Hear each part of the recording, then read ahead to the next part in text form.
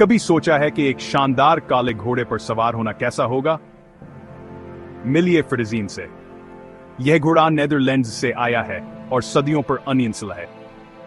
अपने चमकदार काले कोट, लहराते बालों और ताकतवर जिस्म के लिए मशहूर, इसे अक्सर घोड़ों का काला हसन कहा जाता है। लेकिन फ्रिजीन में खूबसूरती के अलावा और भय भतुक है। यह घोड़ा न सिर्फ खूबसूरत है बल्कि बहुत बासलाहियत भी है। ड्रेसा जावर गाड़ी चलाने से लेकर कुरून सत्या की तकरीबा तक फ्रिजीन सबक कर सकता है।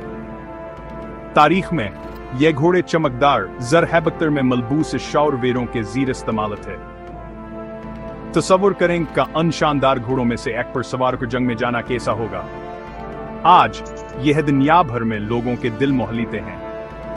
तो अगर आप कभी इतने खुशकिस्मत हुए कि फ्रिजीन घोड़े को देखें तो उसकी खूबसूरती और ताकत की तारीफ करने के लिए एक लम्हा निकालें।